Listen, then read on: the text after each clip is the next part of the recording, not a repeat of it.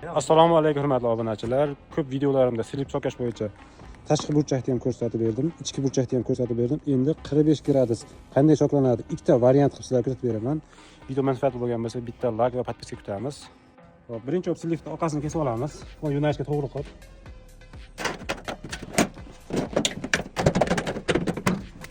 Hop, ikkinchi qilgan ishimiz, bu burchaklarning hammasini keltirib, buni chizib olamiz. Faqat mana shu oldini o'zini. Hop, chizib olganimizdan keyin kesib chiqamiz.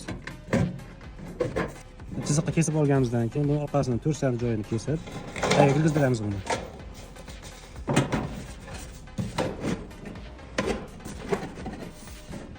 Mana joyiga keldi.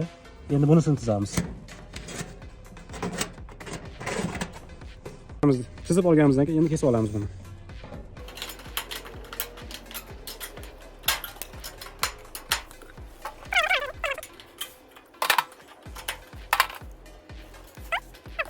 Tillarni hammasini chiqarib oldik, endi joyiga qo'yamiz. Ko'rib turganingizdek burchak ichkaridan shunday ko'rinadi. Tashqaridan ko'rsatib qo'ying. Tashqaridan hozir qotirsak, chiroyli ko'rinishda ko'rib bo'ladi. Ikkinchi varianti, buni joyini belgilab olyapmiz hozir. Mana shu yerga joylashadi. Shunga buni bunga orqasiga tashlashimiz kerak. Oddiy fener olamiz. Hozir joyini chizib olamiz fenerga.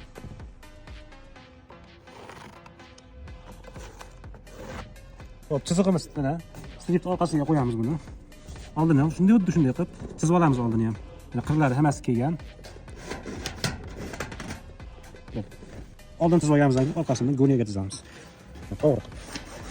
Bu lablarni kesib olamiz endi. Burchaklarimiz kelganimizdan keyin orqasini yana kesib haliga to'g'ri 3 cm qoldirib.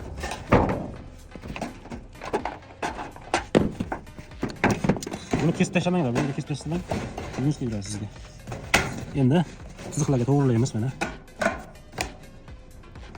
Chiziqlarga to'g'rilagandan keyin endi oldin chizib olamiz.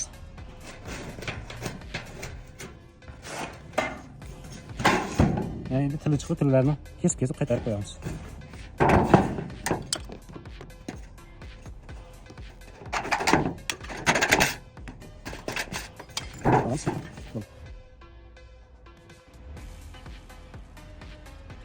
Turganlaringiz slip chopgan ideal holatga keltirib qo'ydik. Video yoqqan bo'lsa bitta like bosib qo'yasizlar. Sog' bo'linglar, kunlar xayrli bo'lsin.